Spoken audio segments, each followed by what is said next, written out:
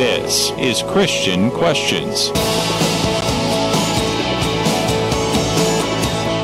William Shedd once said, "A ship is safe in harbor, but that's not what ships are for."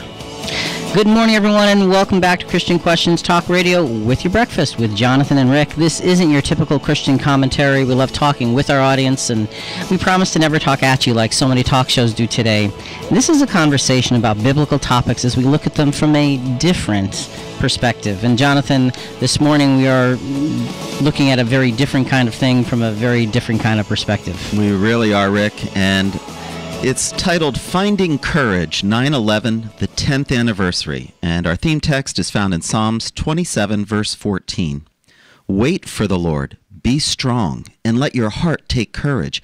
Yes, wait for the Lord. And Jonathan, we're going over the events of the tragedy 10 years ago today on 9/11/2001. We're specifically focusing on Flight 93 and the events on that airplane, because those individuals were just regular people that showed extraordinary courage in the face of death, and they were rewarded with their courage by death, essentially. And yet they stood up and did something extraordinary anyway. And we're looking at that, giving honor and respect to that, as well as to all of those who showed such courage on 9/11 10 years ago, and trying to put it in perspective. Does God have all of this in control? What does courage mean to you? Has 9/11 changed you in your life? Those are some of the questions we're asking. And where were you when 9/11 took place? Right, and what effect did it have? We do want to welcome in our WNOX 100.3 listeners in Knoxville, Tennessee. Thank you for joining us for this hour, and remind you that at ChristianQuestions.net you can certainly get the archive of the first hour, which will be on later today. You don't want to miss that. A lot of sound bites from actual audio from some of the phone calls from 9/11, some interviews from people that were involved with those on Flight 93 and so forth. Trying to put it all in perspective. And Rick, we're going to be videotaping this program so they can look on our website in a couple weeks. Again, that's ChristianQuestions.net for this program. Oh, that's right. We've actually brought my brother-in-law Dave in to do the videotaping for us, so thank you, Dave, for doing that. Jonathan, quickly before we get into some other pieces, let's do quick announcement, and then we'll get to some recap. All right, if you have more to say after the program, you can write us at Christian Questions, P.O. Box 1837, New London, Connecticut 06320. And you can contact us on the web at ChristianQuestions.net. Now, there are many archive programs you can listen to on a variety of subjects. Again, that's ChristianQuestions.net. Also, at our website, CQ Rewind. CQ Rewind has two parts. The first is the summary version. That includes excerpts from the program, transcript, and scriptural citations. Now, that's a free download. The second is CQ Rewind, the full edition. Now, that's available by email sign-up only, and that includes comprehensive excerpts, transcripts, and fully quoted scriptures, plus bonus material, all presented in a reader-friendly format, full of graphics and illustrations. Now, that's also available free of charge. Just sign up. Check them out at ChristianQuestions.net. CQ Rewind, you heard the program, now see it as well. It is something that you do want to check out, ChristianQuestions.net. Some great stuff on there, audio, archives, and so forth. It's a, if I do say so myself, it's a tremendous website. I didn't build it, that's for sure, but those who did put a lot of effort in, and it's well worth the visit, ChristianQuestions.net. Jonathan, as a way of recap, let's go back to the 9/11 timeline done by ABC News. Just a quick shot to put us in the perspective of what happened that day 10 years ago. It's hard to put it into words, and maybe one doesn't need to.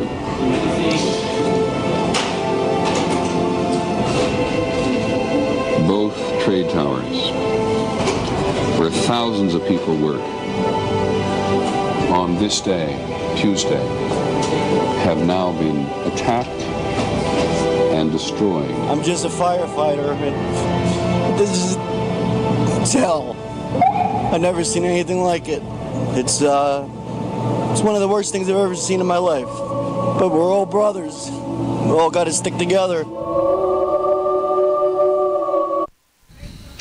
That was a resounding theme that ran through that day and the days to follow. We're all brothers, and we've just got to stick together. As bad as it is, we just have to stick together. In the first hour, Jonathan, we highlighted Elijah, David, and the three Hebrew young men, and each in their own courage. Elijah stood entirely by himself. That's right. Against all the prophets of Baal. David stood by himself but had an army behind him. Against a giant Goliath. And then the 3 Hebrews faced a fiery furnace, but they were there together. That's right. So there's 3 different aspects of courage, and we're looking at courage in the context of Flight 93. Before we go to our next soundbite, Jonathan, why don't we go to the phones? All right, we have Randall from Connecticut. Good morning, Randall, and welcome to Christian Questions. Good morning, Holy Sunday, guys. Thank you. 2 Samuel 10:12. Let us prove our valor for the sake of our people in the cities of our God. The Lord will do what he judges best. Father Michael Judge, the New York City Fire Department chaplain killed during the rescue, had said, "When we say yes and go forward, it takes courage in the midst of fear, but you do it with the grace of God." God calls us to courage, to act through him and with him, in crisis and as him in our daily life. Our yes opens us to his grace. 1 Corinthians 15:10. Not I, however, but the grace of God with me. Sometimes we carry the person out of the building, and sometimes it crashes on us. We answer the Lord. 1 Corinthians 16:13-14. Be on your guard, stand firm in the faith, be courageous, be strong. Your every act should be done with love. Randall, thanks so much. We appreciate it. God bless you guys. And Randall put it in perspective. He did. Courage by the grace of God. And that really is what it takes for us. And I will tell you that those on Flight 93, there was a lot of praying and a lot of grace of God working on their behalf as well. So, Randall, thanks so much for that. Let's do this, Jonathan. Let's go to another soundbite, and then we'll go back to the phones. But this next soundbite is one of the flight attendants on Flight 93, Cece Lyles. And this basically is heartbreaking, because this is a message that she's leaving on an answering machine for her husband and her children. Tuesday, 9:47 a.m. Hi, baby.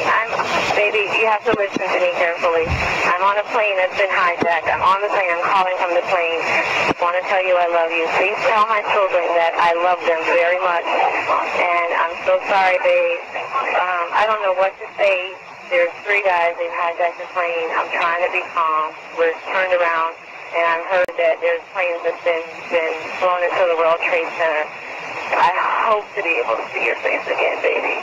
I love you. Bye.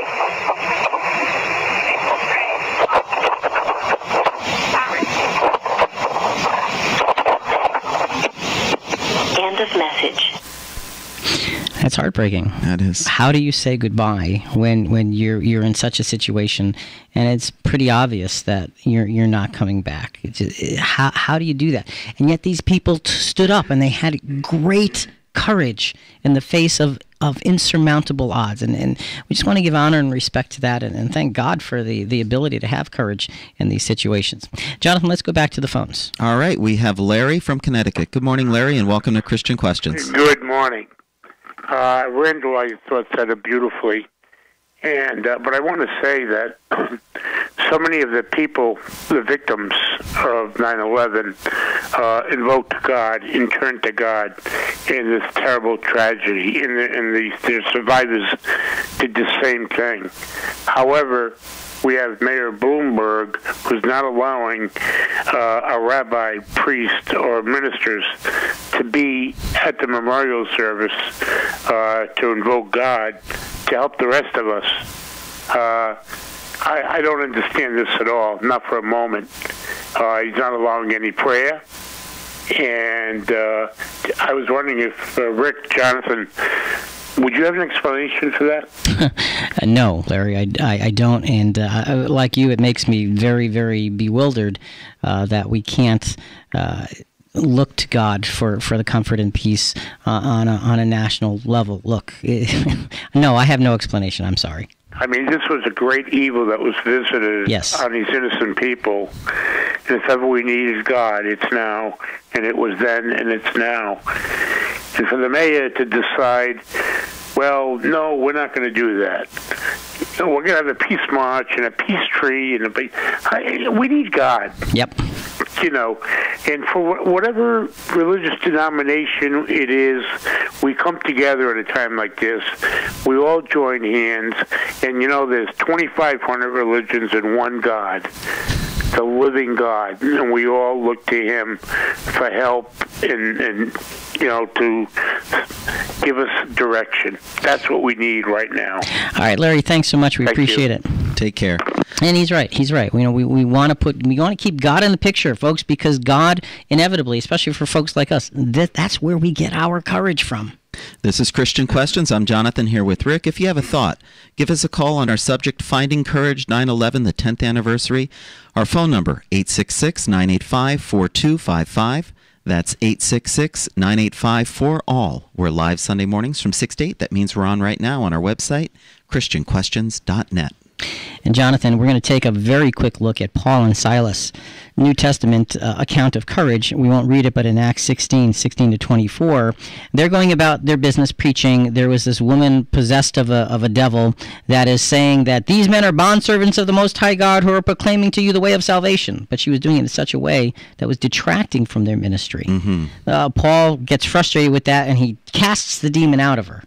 But the owner of the individual is going to lose money for her losing her powers, and he had them thrown into prison, Rick. So they're in prison, and they're in the deepest part of the prison, and it's late at night, and there they are after being beaten and whipped. They're sitting there in prison. And they're singing hymns, Rick. Now, when going about the master's business, we inevitably run into circumstances that cause us to be singled out, as Paul and Silas were, persecuted and even abused. It's the companionship of faith that makes this so much easier to accomplish. And there's something to be said by the fact that there were the two of them together. Yes. And they could hold each other up and encourage each other, so if one had a moment of weakness, the other could be right there. You got it. On Flight 93, that's exactly what happened over and over again. They encouraged one another, they stuck together, they worked together, they developed a plan together, and they probably saved thousands of lives together. Let's go back to Flight 93 sound bites from the 9/11 timeline from ABC News. This is Tom Burnett in his second call at 9:48 a.m. 9:48 a.m. Tom Burnett calls his wife again from Flight 93 and tells her, "Don't worry, we took a vote and we're going to do something." Look, Nina, don't worry. We're putting a plan together. We're going to do something. And at that very second, I just let the fear out, and I said, no. I said, you sit down and you be still and be quiet and don't draw attention to yourself. No, Gina. If they're going to drive this plane into the ground, we have got to do something. We can't wait for things to happen. It's up to us. I think we can do it. You see the fear of his wife. Oh, yeah. And she says, no, don't do anything. Just sit down, just be quiet, and it's all going to be okay, because she was so afraid of losing him. But there was so much courage on that plane at that time. And they all pulled themselves together. And just like Paul and Silas in the prison, they sang hymns. An angel came and released them. The prison warden is converted to Christianity. That's right. By their incredible faith, because they were willing to stand up. Now look, the faith and the courage on that airplane wasn't there to convert people, but it was there to give us an example of what true courage is, and how you can bind yourselves together with one another when you have a common cause that's so much bigger than you, even if that common cause is going to cost you your life. Even if it is so big that there's nothing left for you, it's still worth the effort and the courage. This is Christian Questions. I'm Jonathan here with Rick. Finding Courage, the 9/11 10th anniversary. Coming up, the courage of one person can change everything. There's one woman who did. Who was it?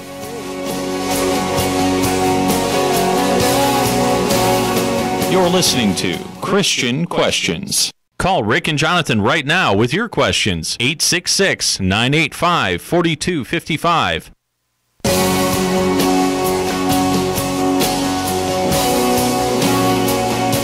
Welcome back. This is Christian Questions. I'm Jonathan here with Rick. Our subject this morning, Finding Courage, 9/11, the 10th anniversary. To be a part of our program, call toll-free, 866-985-4255. That's 866-985-4ALL. We're live Sunday mornings from 6 to 8, and that means we're on right now on our website, ChristianQuestions.net. Jonathan, we're looking at Flight 93 specifically. We're looking at courage. We're looking at profiles of courage in the Scriptures. And there is, well, first of all, before we get into our next profile of courage, which is Queen Esther, incidentally, to answer the question that you put out at the end of the last segment. Yes. Where were you? What were you doing when all of this happened 10 years ago? I was doing my daily job at a client's house, and they immediately put on the television, and we saw the towers fall. And Rick, it was paralyzing. I was numb. I couldn't believe it. It just didn't make sense. And all I could think of, Rick, is I got to go home. Yeah. Yeah, and I had that same feeling. I was driving on I-95, actually, and one of the things that stuck out in my mind is I'm listening to this and thinking, this can't be real. When one of the towers was coming down, I was driving down the road, and you hear it live. They're saying it on the radio, right? Yeah. And the woman driving the car next to me, when it happened, I glanced over, and literally she took her hands off the steering wheel and put them on her head, on each side of her head, in anguish and fear and disbelief. I'm sure. And that really drove it home to me that this is real. This is real. And I remember going back to my office and eventually needing to go home. I just felt like I had to go home. And walking outside, it was a beautiful sunny day, and there were no airplanes in the sky. And it was just peaceful and quiet, and thinking, how strange. It's so peaceful and quiet here. And about 75 miles, we live about 75 miles from New York, you have all of this chaos. Well, Rick, through the tragedy, you really learn what's important in life, don't you? Absolutely do. Folks, if you have a thought, it's 866-985-4255. Toll free 866-985-4ALL. We are live Sunday mornings from 6 to 8. That means we're on right now. We're talking about 9/11. We're asking the questions. How has God given you courage? What did that event do for you or to you in terms of changing your life? And also, what has God got in store? I mean, does God have the ability to stop this kind of thing? I guess that's really what we want to get to very soon. Jonathan, let's look at Queen Esther and her courage. Mordecai raised her from the time she was a child. That he was her uncle, and she respected Mordecai. Oh yes. And so she is drawn into King Ahasuerus, and this is in Esther chapter 3 and chapter 4. There is a bad guy, an enemy of Israel, Haman, and he wants all of the God-fearing Jews destroyed. And Mordecai learned about this, right? And so he's very frustrated. She is on the inside because of her beauty. She was brought into the chosen as queen, right? And she hears that Mordecai is just in anguish, and so she's got to find out because she loves Mordecai so much. They're not connected anymore, but she finds out what's going on. So now she has a choice to make because it's illegal to go before the king unless summoned, and the penalty is death. So what's she going to do? There are people who can die if she doesn't act. Doesn't it sound like Flight 93? It does.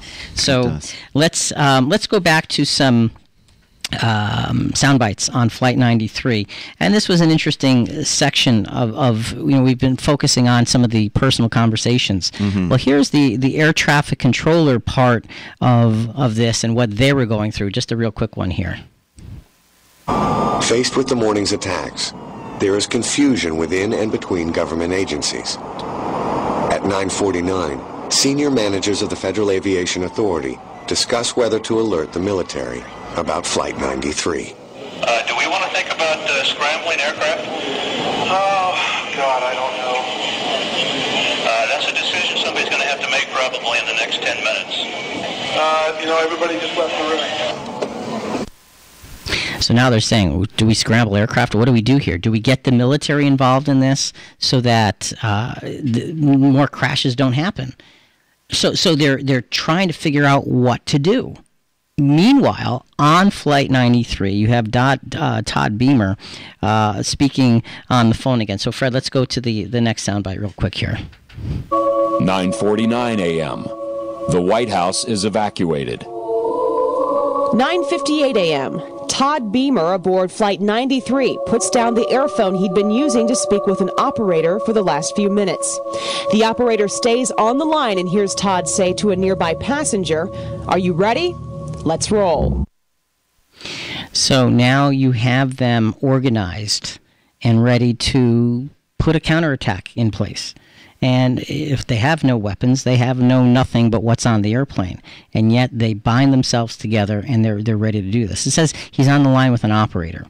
And, she hears him say, "Let's roll." And he puts the phone down so she can hear the chaos in the distance.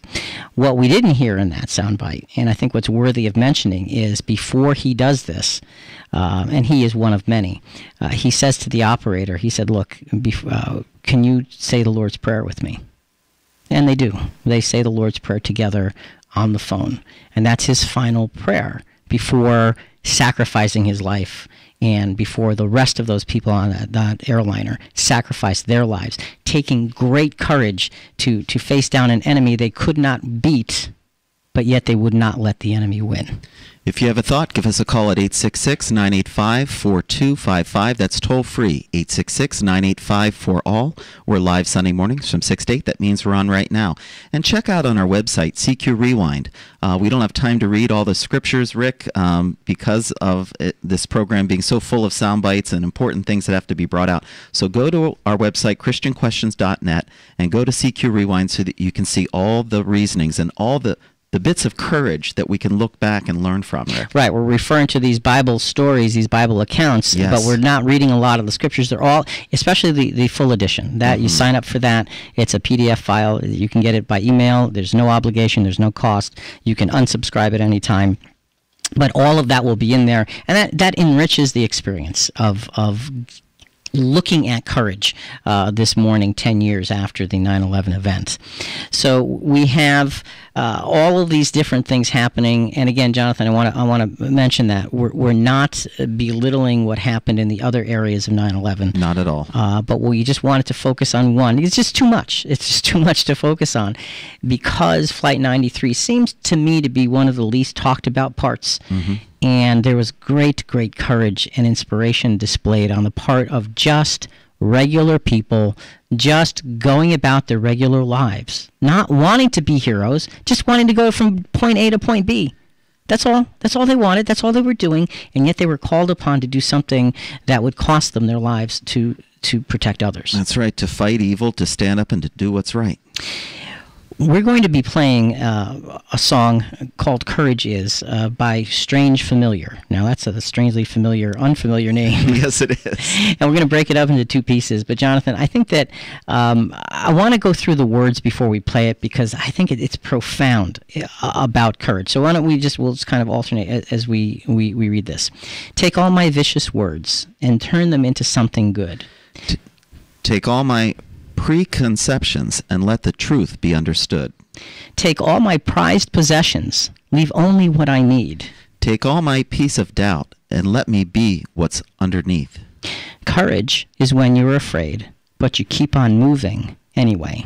Courage is when you're in pain, but you keep on living anyway. We all have excuses why. We live in fear, something in us dies. Like a bird with broken wings, it's not how high he flies, but the song he sings. So this is a song about courage, and in my mind it's dedicated to those who selflessly gave their lives to protect countless others.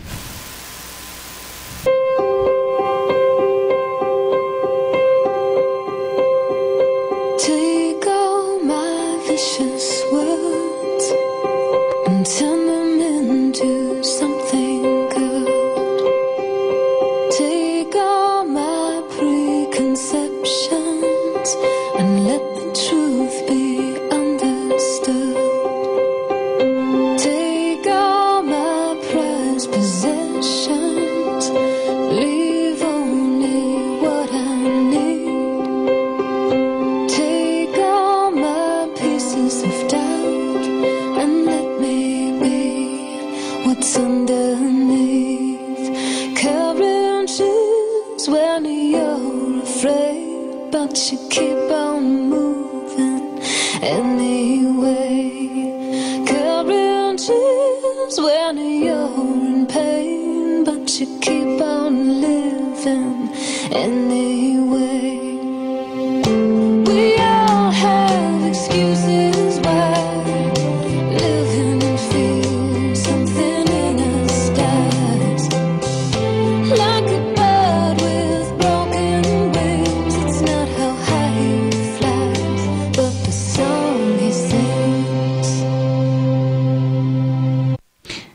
back to that song in a few minutes.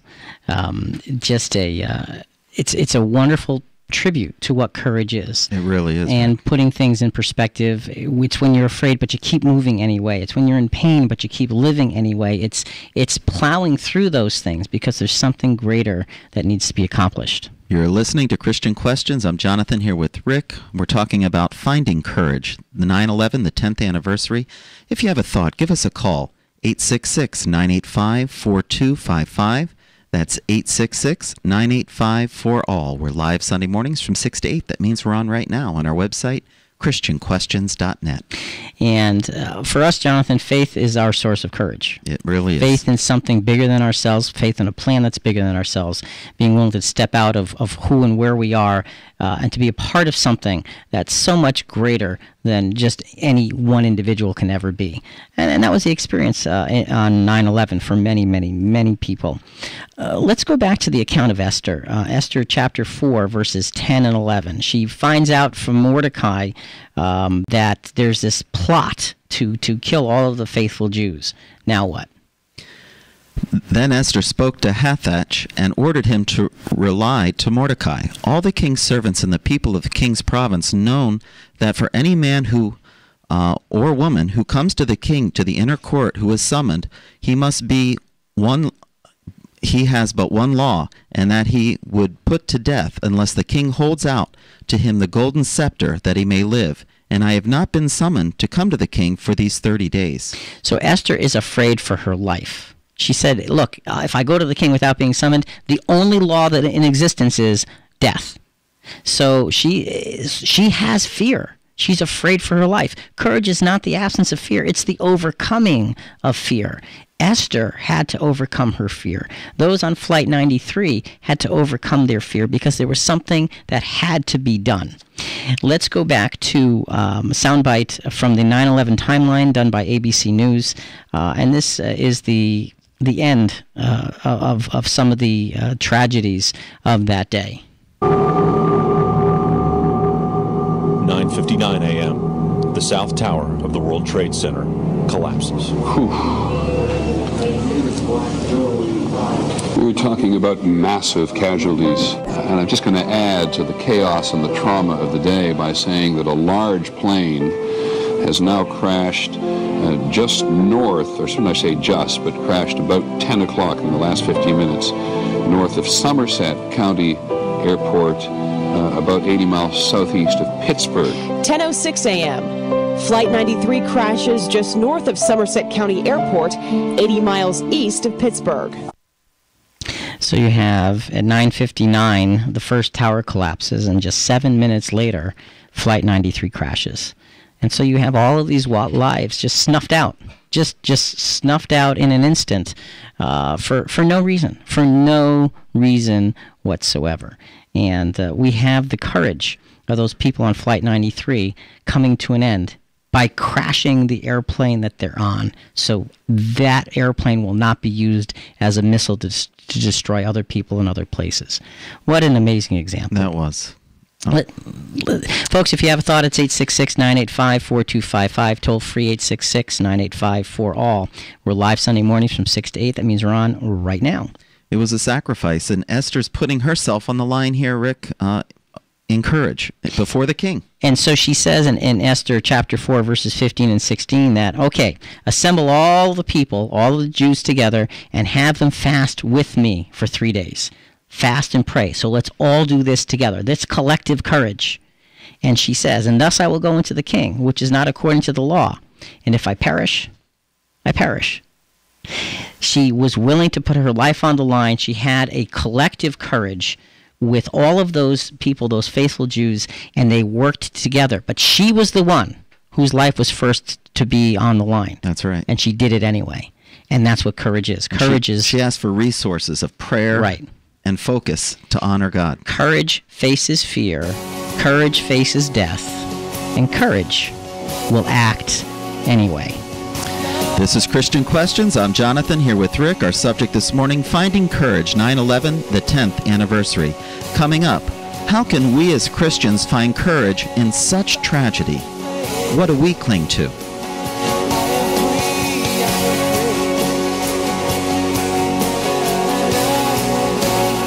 You're listening to Christian Questions.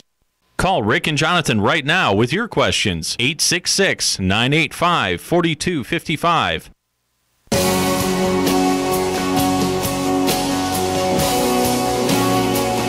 Welcome back. This is Christian Questions. I'm Jonathan here with Rick. Our subject this morning, Finding Courage, 9/11, the 10th anniversary.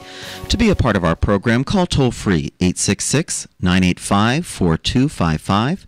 That's 866-985-4ALL. We're live Sunday mornings from 6 to 8, and that means we're on right now on our website, ChristianQuestions.net.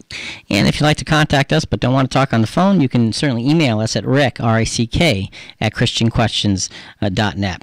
So, Jonathan, we're going through the events of 9/11, and we've been following a timeline, and at the end of the last segment, Flight 93 crashed, and the first tower went down. And it's a very sobering thing. And, folks, I guess I feel like I have to apologize because I have so many mixed emotions here in doing this program. First of all, I am completely and utterly inspired by the courage and the things that we're looking at. That's right. But at the same time, it feels like this sobriety is overwhelming as well. Realizing 10 years ago these people gave their lives. So I'm the sadness of it all. Yeah. So there's this sadness, but there's this inspiration mixed in. And again, I want to apologize. It's not typically as upbeat as we normally like to be. Jonathan, let's go back to a couple of sound bites here. This was right after the Flight 93 crash, and I think this adds just another dimension that maybe a lot of us don't even think about. 10:08 a.m. President Bush is told of Flight 93's crash. He asks, did we shoot it down or did it crash? Several hours later, he is assured it crashed. You think about that and his question. Now, here's the President of the United States. Look, like him or not, here's the President of the United States. And his concern is, okay, it went down. Did we have to shoot it out of the air, or did it crash on its own? Because he gave the order that any flight not complying with the towers was to be shot down. So imagine the burden of responsibility. Oh, that must have been awful. And the courage it took to give that order and then not know for several hours if what had happened. Again, that's just another twist on the story that perhaps a lot of times we just don't look at.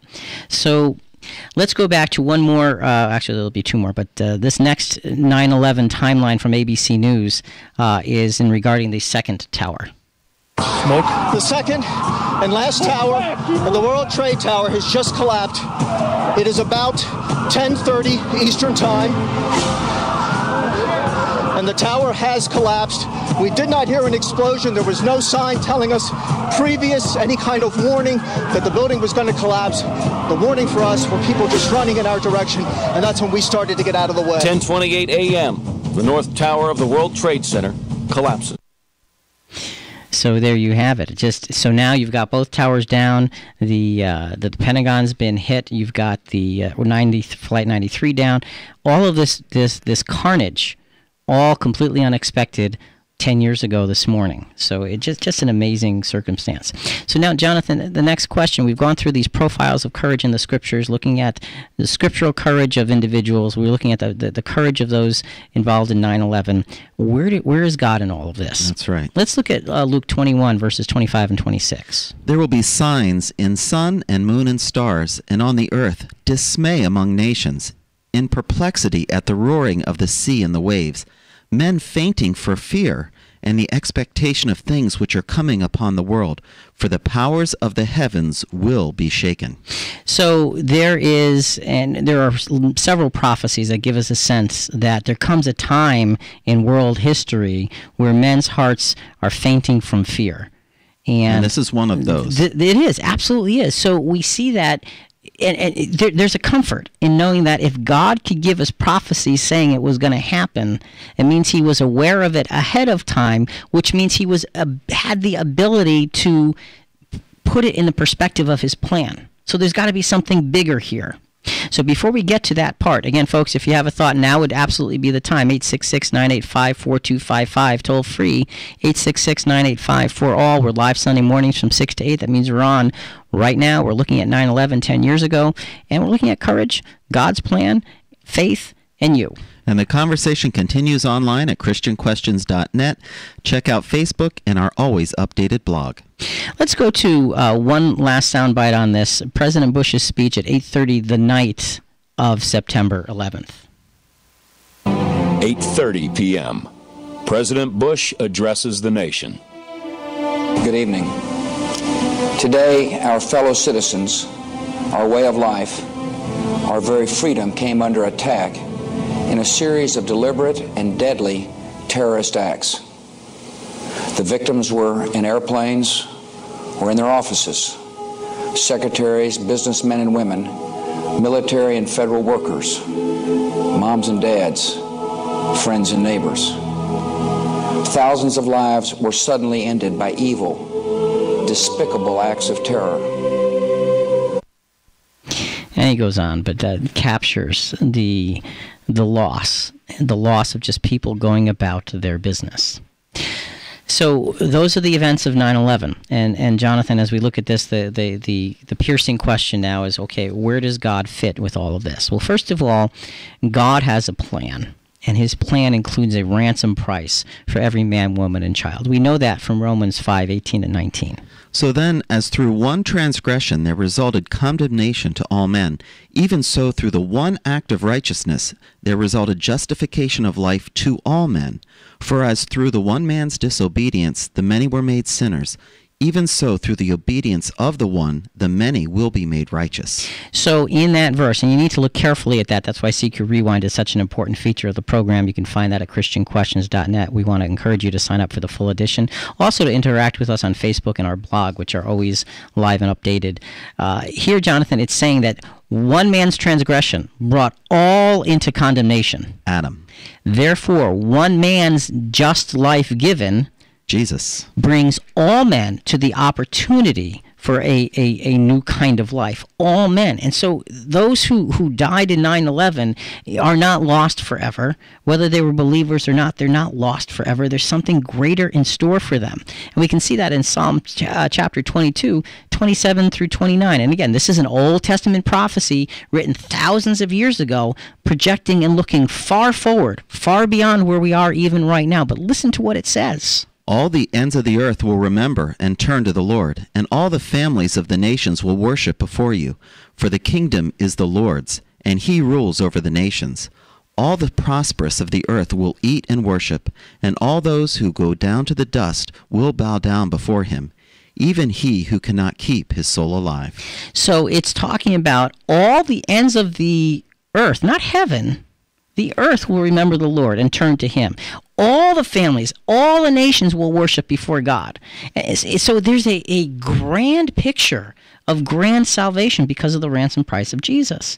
And there are loads of Old Testament prophecies that point to this. There really are. And this is just one short prophecy here, but it gives you a sense of the magnitude of the sacrifice of Jesus. And I think that's part of the hope that we can have as we look for courage when you go through today and you mourn the loss of those who lost their lives. But we can also have that spark of hope that God's plan is bigger than that, much bigger. And Rick, we can learn through our mistakes, and we can learn how bad evil is, and look towards the future for hope. Right. It's an everlasting lesson for humanity. And we need to focus exactly on that. Let's look at Isaiah 2, verses 2 to 4. Now it will come about that in the last days the mountain of the house of the Lord will be established in the chief mountains, and will be raised above the hills, and all the nations will stream to it, and many peoples will come and say, Come, and let us go up to the mountain of the Lord, to the house of the God of Jacob, that he may teach us concerning his ways, and that we may walk in his paths. For the law will go forth from Zion, and the word of the Lord from Jerusalem. And he will judge between the nations, and will render decision from many people. And they will hammer their swords into plowshares, and their spears into pruning hooks. Nation will not lift up sword against nation, and never again will they learn war. Never again will they learn war. Nations, this is talking about. This is not talking about a few called out people here and there. This is talking about the nations of the earth never learning war again. What a grand picture that we have. It is amazing to me. That's Isaiah 2:2-4. Jonathan, we had played first part of a song, Courage Is, in the last segment. We want to finish that up, but let's go through the words first of this last part of the song. Courage is when you're afraid, but you keep on moving anyway. Courage is when you're in pain, but you keep on living anyway. You keep on living anyway. It's not how many times you've been knocked down. It's how many times you get back up. Courage is when you've lost your way, but you find your strength anyway. Courage is when you're afraid. Courage is when loss is great. Courage is when you make a change, and you keep on living anyway. You keep on moving anyway. You keep on giving anyway. You keep on loving anyway. That is the essence of courage, and we're dedicating this to those who have suffered loss from the 9/11 tragedies, and hopefully as an inspiration to all of us to be courageous in whatever the circumstances of our lives may be, because we can be dedicated to something bigger than ourselves, stronger than ourselves, and individually we're very little, but collectively we can mean something very big. Let's go to that.